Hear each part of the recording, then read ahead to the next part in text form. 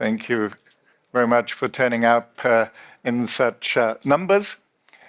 For those of us that have been present when the classical computing stack was formed, it was a very, very exciting time. And it was far from clear which of silicon, gallium arsenide, germanium would be the winner. There was a winner, which was silicon.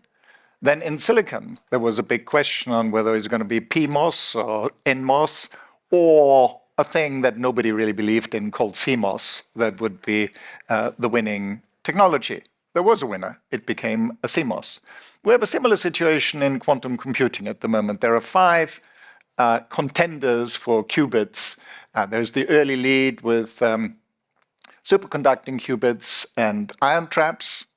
Then left field came neutral atoms that stole the march on both of them with the first instantiation of logical qubits, which moved us from the early NISQ era, with John Prescott announcing the end of NISQ era and the beginning of logical, fully error-corrected qubits, and maybe eventually we'll get to distributed qubits in phase 3. So we have superconducting qubits, ion traps, molecular neutral atoms being partially in the lead now, but there are 2 more, which are spin qubits in silicon and photonics. And the interesting thing about photonic ink is that it's actually a hybrid between the last 2, between these electron spin and photonics. Now, one more thing that I want to say before I ask Steph to tell us why this might become the dominant quantum computer architecture is that, again, looking at the classical computing scene, all of us realized that if you want to solve a compute problem, the most fundamental problem to solve is to find the right balance between computing and communication. Because if you have a really powerful computer and you can't get the data in and out, that's no good. If you've got a lot of data flow and you can't swallow it in the computer, that's no good either. So finding the right balance between the 2 is the key. There's also a saying in our industry that if you want to compute, use electrons. And if you want to communicate, use photons. Tell us why photonic is the right solution, or will become the dominant architecture in quantum. Well, that's quite the intro. Thank you very much, Herman. I think it is really inspiring, actually, to be in this forum here, because it's been quite a change, and I'll get to the answer to your question, and I'll just go a little bit roundabout. I loved earlier in the session when we talked about the 4 million qubits we need to do to simulate SIP. I love that because, you know, the use cases in those conversations weren't really even meaningful a few years ago, and people are now really taking a look at what value looks like for these quantum technologies. And 4 million qubits is a lot, right? It's a lot. It's outside the size of the box for most quantum architectures that are being pursued at the moment. And if you were to, the Shor's algorithm requires more. It's about 6,000 logical qubits, similar logical error rates. And so if you're working backwards from the mathematical proof of product market fit, right? Like those use cases where you're like, okay, somebody would pay money for that. You really do want to be working backwards from, okay, well, how do you put 4 million or on that order qubits on the ground? And that is also unlocking the main challenge that we've had in quantum. It's actually not the 9s. It's getting all of the 9s of fidelity and the rates at scale. Like how do you actually get beyond the box? So if you work backwards from what that looks like, and again, you can leverage the insights from classical computing, modular computing does give you an engineering way of accomplishing that, right? You're taking horizontal scale, so not just having lots of qubits within any one box, but then linking those boxes together.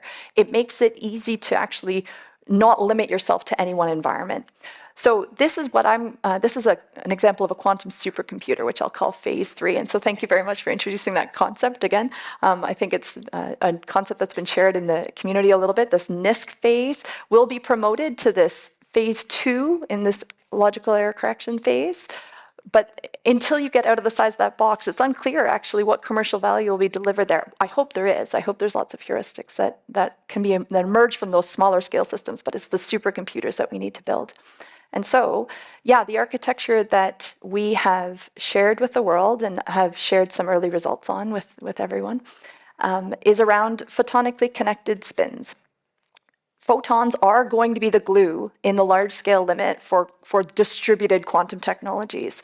In fact, the story is you actually need a quantum network to scale a quantum computer. Thinking about the networking at the very ground basic level allows you to get the entanglement you need between boxes. And that's hard. Like a lot of the roadmaps, if you take a look at the suppliers out there, they don't actually have that modular interconnect in their roadmap. They sometimes just make the boxes bigger. So getting that capability in the very, very basic building blocks is very important, because otherwise doing logical, distributed parallel computing is going to be a very difficult challenge. So we're working with silicon spins that are photonically connected. So they emit telecom photons, which are entangled with the spins they left behind.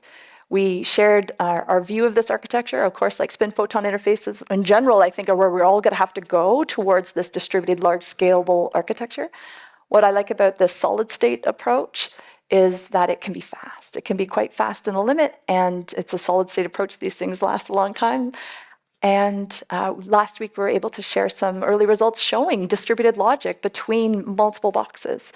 So it's a young technology, absolutely, but it's moving fast. So tell us about this breakthrough that you announced a week ago of a teleported CNOT gate, because the CNOT gate is a bit like the NAND gate in classical computing. You can pretty much build all the things that you want to do in a quantum with CNOT gate and a little bit more. But a teleported CNOT gate really proved that you can put multiple computers together. So what was that breakthrough? Yeah, thank you. So based upon what I just shared, what you want to do is have individual qubits. We have compute qubits in our spins, in our silicon. Remember, spins in silicon. Silicon's an amazing commercial material, but it's actually a phenomenal quantum material. We set world records 10 years ago, 3-hour coherence times. Amazing, amazing stuff. These things can emit telecom photons that interfere. Those spin qubits don't need to be in the same box. They don't need to be in the same room. They could be across the city, because they're linked by telecom light, and all you need to do is have those photons interfere. But this changes the engineering considerably, because now you can imagine printing 1 million physical qubits and picking your favorite 100,000, because you don't need proximity to do your logic. It really changes the way you would link these things together, because you can pick your favorites, and now you're no longer constrained to a geometry. That lets you play with completely different codes. You can engineer your system and your connectivity all through the photons, which are perfectly happy at room temperature, to do the best codes that we know, which are these QLDPC codes. So it's very exciting.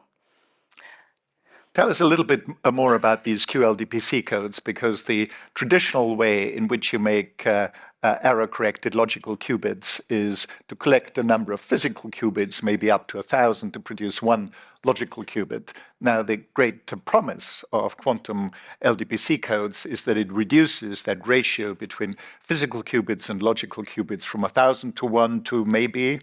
Well, 30 to 1, yeah, or below. So these codes are essentially optimal.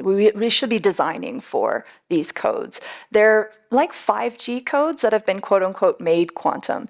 They're extremely efficient in terms of not just their physical resources, but they can be just as good in terms of their time resources as well. So yeah, these are excellent quantum codes that have moved the goalpost 20 years closer for all of us, right? If we were stuck with surface code, it really does change the bar. We've brought that line in. And so, yeah, we should be designing, all of us, and in fact, a lot of architectures have jigged their roadmaps to be able to specifically target these codes because they're so good. So the basis of your unique architecture is that the network is a computer, that your architecture is the only one that is as good a quantum network as it is a quantum computer. And hence, you naturally link all these separate computing elements together. the core of this ability is entanglement. So tell us a little bit more about the central role that entanglement plays and whether actually quantum volume that we use as a way of assessing the quality of quantum computers will long-term be the right measure, or whether it is actually the entanglement rate that might be the right. That's a very provocative statement. It is the case that the key resource for distributed computing, distributed quantum computing, is entanglement. And actually, I might want to link it to networks for a second, because we haven't talked about quantum networks in quite the same degree here this morning. But the picture is that to scale networks, you actually need small-scale quantum computers. And that's distributing entanglement is basically all of the use cases for networks. I would share that also distributing entanglement allows for distributed quantum computing. So really, if you're optimizing for entanglement distribution, for both of those technologies, they are one and the same. And ultimately, if you're going to be at scale and you don't click into that telecom entanglement network, it's going to put you at a disadvantage. So I think, yes, entanglement distribution is going to be absolutely critical, remembering that you actually don't necessarily want to send the data. Like, it's not an internet like we have, Netflix, or that's not the way you want to think about it. It's almost more like electricity, right? It's a resource that you distribute and consume, and you have to be smart with it, right? Every single one has to be good. You have to track it. You make the most of it, because the better we get at entanglement distribution, the more quickly we can run those kinds of algorithms at scale, right? So that is something that people haven't really been optimizing for, right? They've been optimizing for the number of nines on their proximity-based gates, or maybe their coherence times, right? But there's this whole other world about the volume and the quality of entanglement that's going to be needed to build these large-scale systems. And so that's what we're heads down and focused on, because it's a big unlock that's going to arise and give rise to the nonlinear response we're going to get in quantum, right? It's not going to be just more of the same. When you get to a distributed network where you can literally just pay it and get more and just rack mount them and put them together, that's where you get nonlinear changes in expectations and user value for these technologies. And that goes for the networking and the computing side. So one last question as we're running out of time. There are different ways of producing entanglement. The favorite one at the moment in neutral atoms, for example, is that you physically move these atoms closely together, entangle them, and then maybe distribute them again. This is not the way you do it. If you do it physically, you're bound by the speed of sound. If you do it photonically, you're bound by the speed of light. And there the difference is a millionfold. Can you? Yes, it's a lovely line. I think it's more important to imagine, telecom switching is very good, very fast. You can connect any two qubits regardless of their location, so long as they're connected by a photonic link, and switches can change. And once the entanglement is there, remember, you can do it in advance, right? It's an entanglement first architecture if we work backwards from a distributed setting. Once the entanglement arrives, you can hold on to it. Like, you don't need to have that link anymore, and then you can consume it when that part of the algorithm calls for it. So it really is a shift in the way of thinking in terms of entanglement distribution as the core thing that unlocks parallelism, right? The ability to take these things and work across multiple systems. So it makes it faster in some sense. That's why we like the solid state system. We can collect all of that light and make it very quick. But yeah, switching is also lightning fast. You're absolutely spot on. Steph, thank you very much for a most interesting fireside chat. Thank you. Being very good.